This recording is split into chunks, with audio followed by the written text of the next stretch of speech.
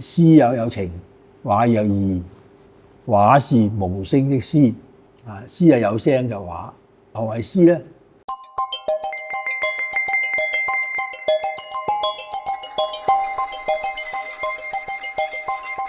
言之也，這話都係，所以我係講我自己嘅內心世界。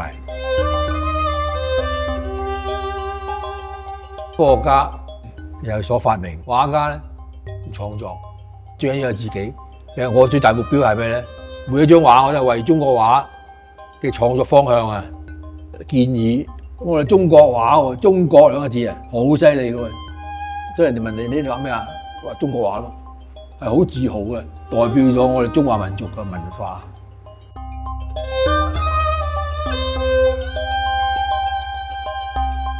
喺東莞咧有個四大名園啊嘛，有一個叫海園，海園入邊咧，佢以前藏有一個唐明皇用過個琴，呢個叫鹿耳台、鹿耳樓起噶，咁咧佢就起咗個叫做腰山閣擺呢個琴嘅。後來呢個院主咧就因為佢係打太平天國咧中咗槍，大髀中槍咧，就毒發身亡。臨死之後咧，叫啲家丁咧抬佢上呢度睇下佢古琴。我咧當我自己咧。即係夜遊呢度，就喺月夜咧，就碰到呢個姓張呢個嘅呢個院主。咁樣我話你有陣時嚟呢個琴上嚟呢度彈琴，同個月亮陪你一齊有冇傾偈？呢個人係一個秀才，佢係3起3落啊，曾經當官咧做到好大。佢曾經帶兵去救過一個大官。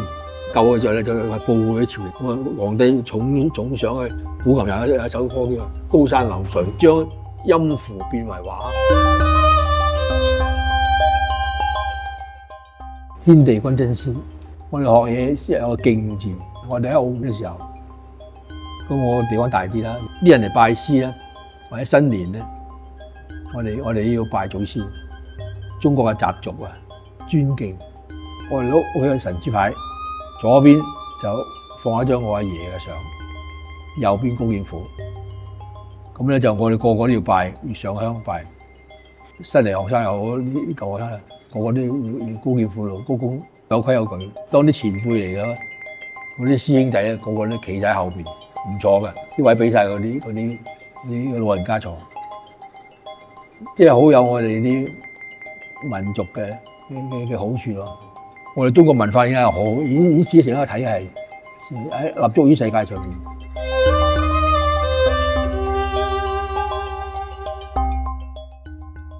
吳門3代接青氈，即係因為青氈3代由阿爺送俾一個仔，仔送俾一個孫。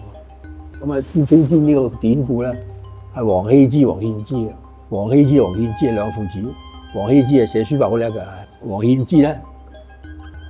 年紀大嘅就70幾歲啦，有一日唔記得咗閂門，又俾3個賊走入嚟，3個賊摸下，咦，佢瞓咗喎咁樣，佢唔敢出聲，因為佢自己老啊，咁又3個賊咁大隻，咁啊唔敢咗，詐瞓，喺床度唔喐啊，咁就嗰幾個賊咧又唔賣嘅，將乜鬼搬走晒啊！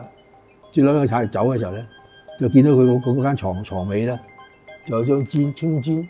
呢啲係最平嗰啲嘢嚟㗎，所以係青衫都係最平，即係啲紅秀才着嘅。嗰個賊嚟手就拎埋走啊！咁佢唔捨得呢個氈係佢老豆冚過嘅，你留俾佢嘅。咁啊，王獻之同我講：個賊此青氈乃吾家舊物，且留下。咁啊，哇賊好咯喎！個賊就哇如果冇瞓到啊，抌低張氈就走咗去。走咗之後咧。咁啊，家徒四壁，得一張青氈。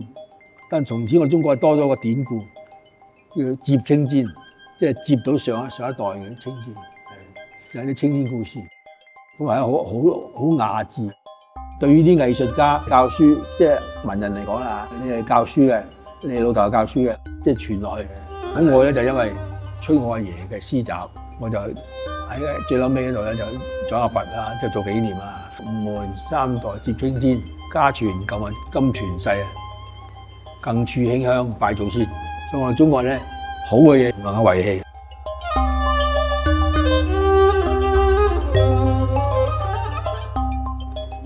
成日都驚我哋自己名大過自己嘅神，名係虛嘅，畫就實㗎。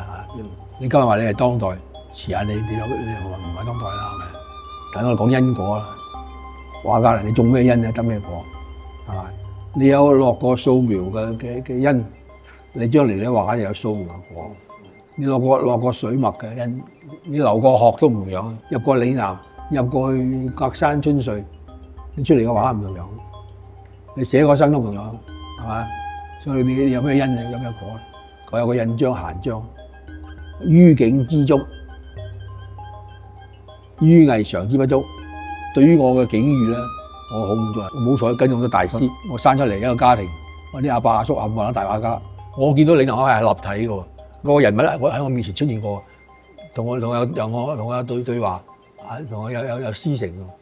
嶺南畫派咧就唔係我一個人畫咗算數，而係集體嘅，好多高手、好多畫家、好多代嚟做嘅。